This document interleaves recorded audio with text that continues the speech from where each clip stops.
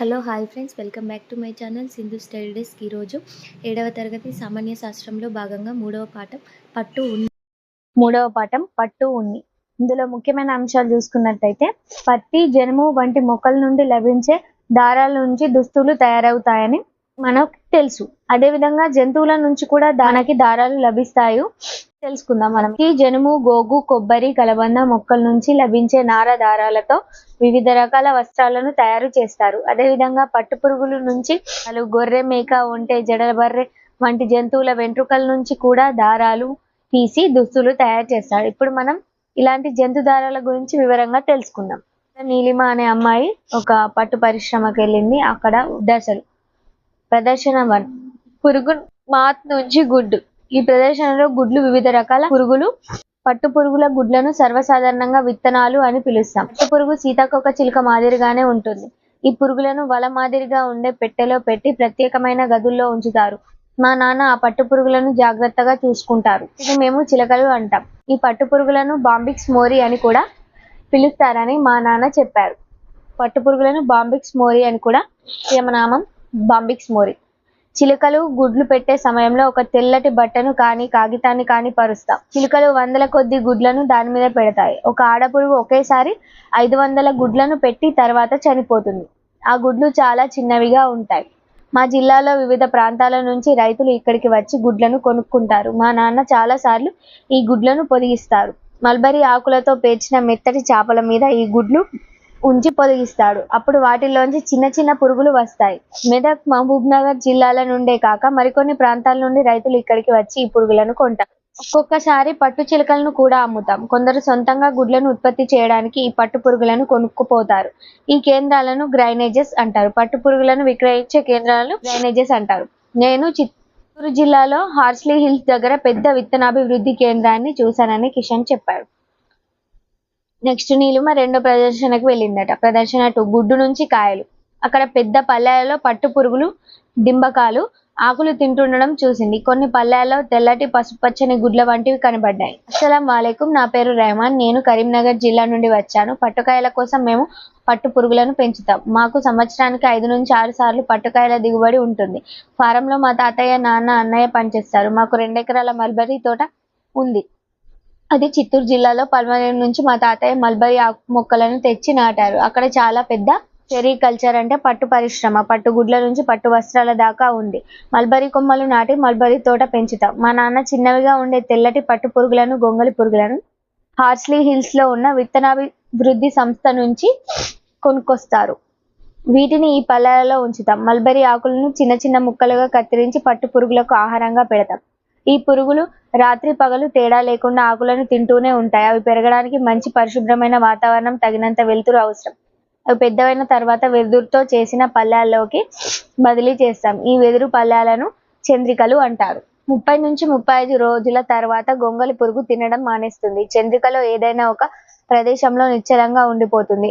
అది తన చుట్టూ తాను వలను అల్లుకుంటుంది. పట్టు పురుగు నోటిని అటు ఇటు కదిలిస్తూ దారం లాంటి పదార్థాన్ని విడుదల చేస్తుంది.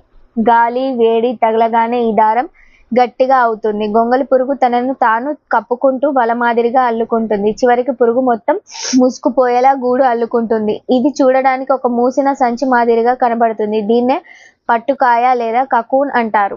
పట్టు పురుగు డింబకం కకూన్లో అనేక రకాల మార్పులు చెంది పురుగుగా మారుతుందని మా నాన్న 2 నుండి 3 వారాల తర్వాత పట్టు చిలకలు కకూన్ నుండి బయటకు వచ్చి ఎగిరిపోతాయి. కాబట్టి మనం చాలా జాగ్రత్తగా ఉండాలి. కకూన్ ఏర్పడిన 2-3 రోజులకే వాటిని పళ్ళెం నుంచి తొలగించాలి.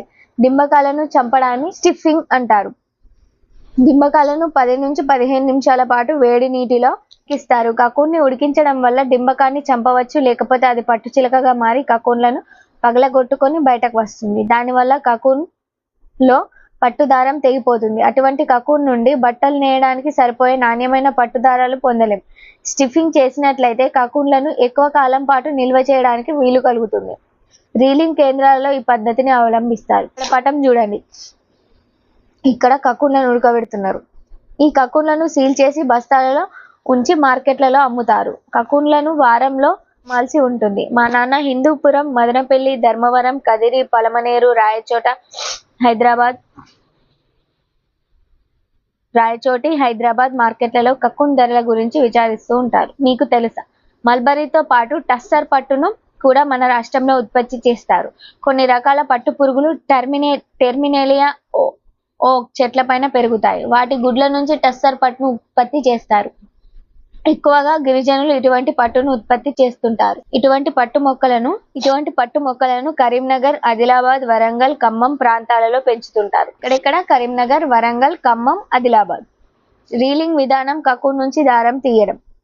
ఒకవైపు పెద్ద పెద్ద కుండలలో ఏవో ఉడికిస్తూ కలియబెడుతుంటే మరొక చోట సన్నని దారాన్ని బయటకు లాగుతూ కండలను చుట్టడాన్ని నీలిమ గమనించింది. ప్రదర్శనలో ఒక మూల నిలబడ్డ వ్యక్తి కకూన్ నుండి దారం ఉత్పత్తి చేసే విధానాన్ని నీలిమకు ఇలా వివరిస్తున్నాడు. నేను ప్రశాంత్, మాది మహబూబ్ నగర్ జిల్లా షాద్నగర్. నేను రీలింగ్ కేంద్రంలో పనిచేస్తాను. కకూన్లను వేడి నీళ్లలో వేసి ఉడికించడాన్ని చూసి నీలిమ భయపడింది. మేము కకూన్లను పట్టుదారాల కోసం వేడి చేస్తున్నాం. పట్టుపురుగు కకూన్లో దారాలను అల్లుతుంది కదా. ఈ దారాలలో 2 రకాల ప్రోటీన్లు ఉంటాయి. సిరిసిన్, ఫైబ్రోయిన్ ఉంటాయి. వీటి వల్ల పట్టు దారం గట్టిగా ఉంటుందన్నమాట. కకూన్లను వేడి చేయటం వలన దారాలు సులువుగా బయటకు తీసి కండలకు చుట్టడానికి వీలుగా మారుతుంది. పట్టుకాయ నుంచి పట్టు దారాన్ని తీయడాన్ని మనం రీలింగ్ అంటాం. దీనికోసం రీలర్, ట్విస్టర్ అనే ప్రత్యేకమైన యంత్రాలను ఉపయోగిస్తారు. కకూన్ల నుంచి పట్టు దారాలను తీయడంలో చాలా జాగ్రత్త అవసరం. రీలింగ్ ద్వారా తీసిన దారాలలో 3 నుంచి 8 దారాలను కలిపి చుట్టి పట్టు నూలు తయారు చేస్తారు. దీన్ని శుభ్రం చేసి విరంజనం చేసి తర్వాత కావలసిన రంగుల్లో ముంచుతారు.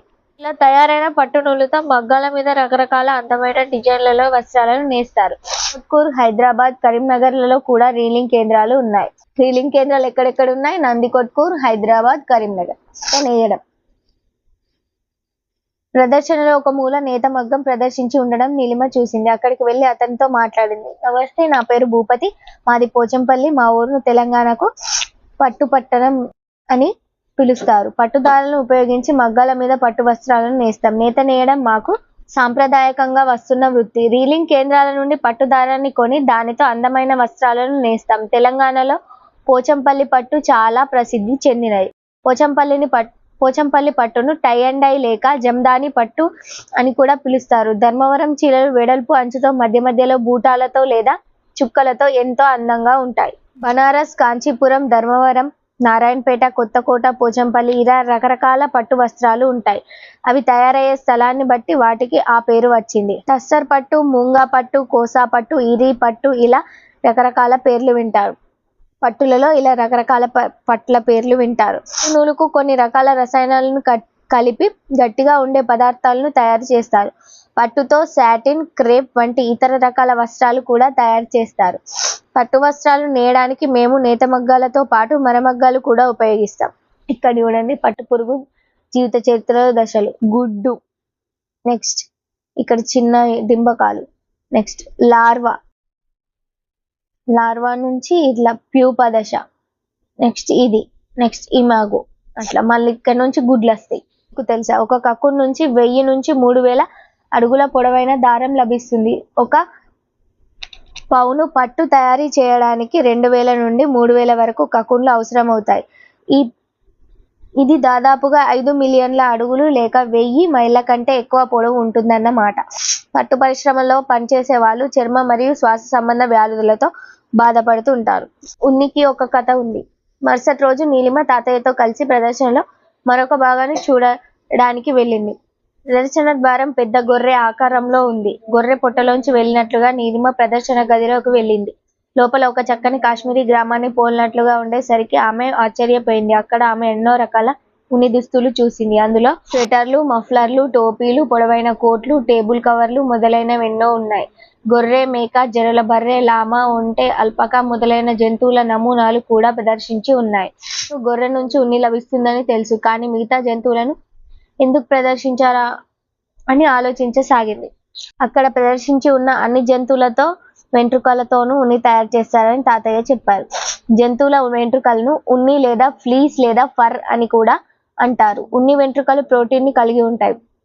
మెరూన్ జాతి గొర్రె నుంచి నాణ్యమైన ఉన్ని లభిస్తుంది. అందుకోసం వాటిని ప్రత్యేకంగా పెంచుతున్నారు. వాటి ఉన్ని 3 నుంచి 5 అంగుళాల పొడవుగా, సన్నగా, మృదువుగా ఉంటుంది. ఇది చాలా విలువైనది. ఒక మెరీనో గొర్రె సంవత్సరానికి 5 నుండి 18 కిలోల ఉన్నిని ఉత్పత్తి చేస్తుంది. రాజస్థాన్లో నివసించే ఒంటె వెంట్రుకలు, కాశ్మీర్లో నివసించే అంగోరా గొర్రె వెంట్రుకలు ఒకే విధంగా ఉండవు. ఒంటె వెంట్రుకలు గరుకుగా, ముతకగా ఉంటాయి. కొన్ని జంతువులలో గరుకు వెంట్రుకల కింద మెత్తగా ఉండే ఉన్ని ఉంటుంది. అంగోరా గొర్రె లేదా మెరినో గొర్రెల ఉన్ని చాలా మెత్తగా ఉంటుంది. మెత్తని ఉన్నినిచ్చే గొర్రెలు జమ్మూ కాశ్మీర్, హిమాచల్ ప్రదేశ్, ఉత్తరాంచల్, అరుణాచల్ ప్రదేశ్, సిక్కిం, హర్యానా, పంజాబ్, రాజస్థాన్, గుజరాత్ రాష్ట్రాలలో చూస్తాం. ఇక్కడి వారు వీటిని పెద్ద సంఖ్యలో పెంచుతారట. వసంత ఋతువులో మాత్రమే గొర్రెల ఉన్నిని రేజర్లతో తొలగిస్తారు. ఈ పద్ధతిని కత్తిరించడం షీరింగ్ అంటారు. షీరింగ్ చేసేటప్పుడు గొర్రెల చర్మానికి దెబ్బ తగలకుండా గ్రీజ్ ను పూస్తారు.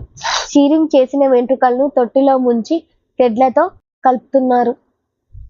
సాధారణంగా షీరింగ్ చేసిన వెంట్రుకలను పారే నీళ్లలో ముంచి కడుగుతుంటారు. గ్రీజ్, దుమ్ము, ధూళి తొలగించడానికి రకరకాల రసాయనాలు ఈ తొట్లలో ఉండే నీటిలో కలుపుతారు. ఇలా చేయడాన్ని కడగడం లేదా స్కోరింగ్ అంటారు. నీటితో కడిగిన తర్వాత చల్లని గాలిని పంపుతారు. దానివల్ల వెంట్రుకలు మెత్తగా అవుతాయి. ఎక్కువగా ఉన్నవి, మెత్తగా ఉన్నవి, తెగిపోయినవి, పొడవుగా ఉన్న ఉన్ని వెంట్రుకలను వేరు చేసి కట్టలు కడతారు.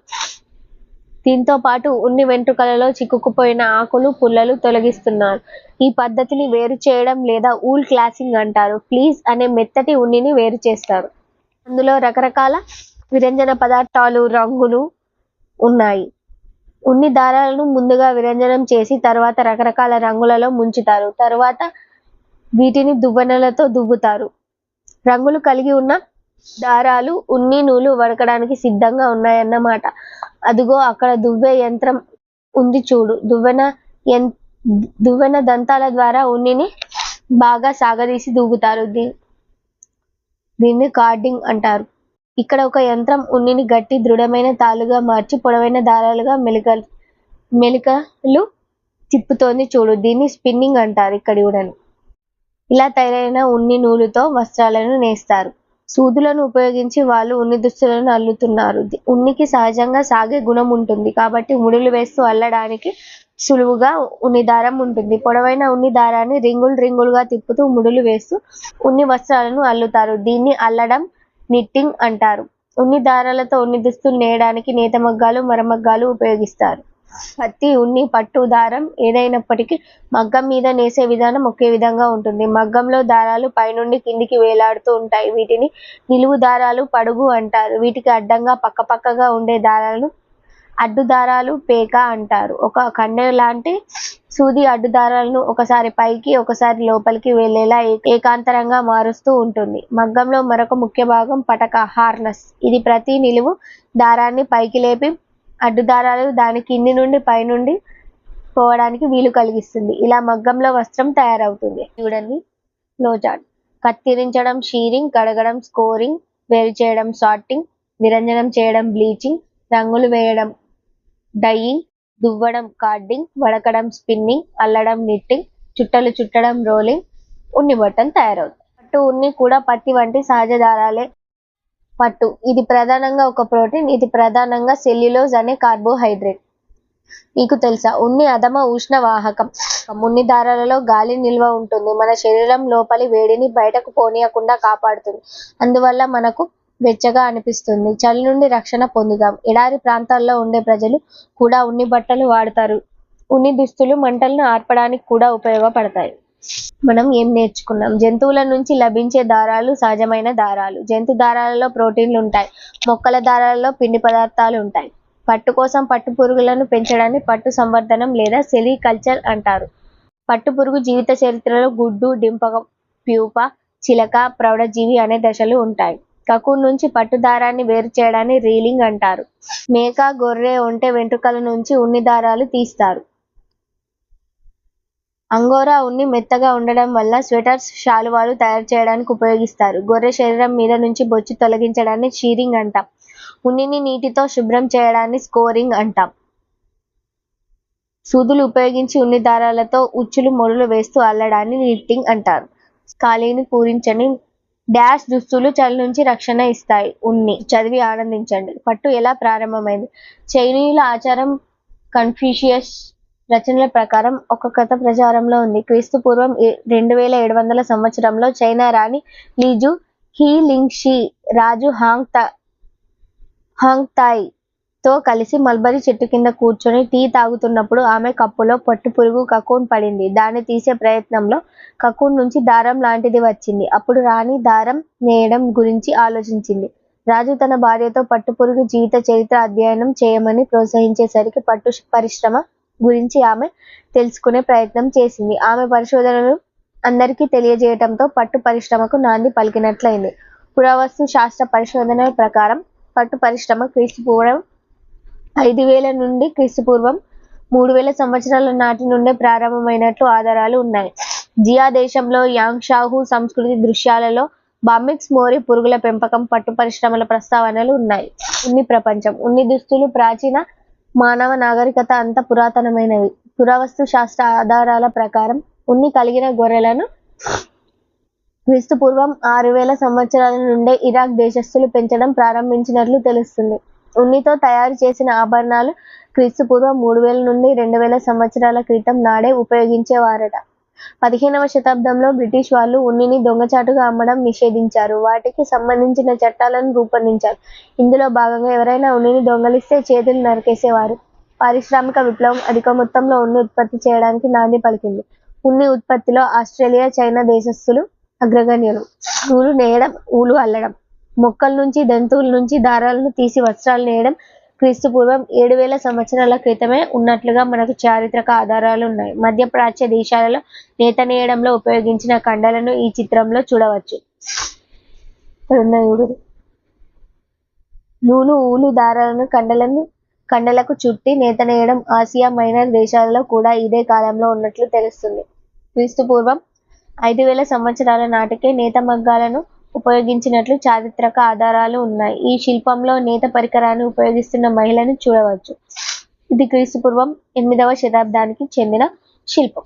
ఇంతటితో ఈ పాఠ్యాంశం ముగిసింది. Thanks for watching this video. Please like, share, comment and subscribe to my channel Sindhu study desk.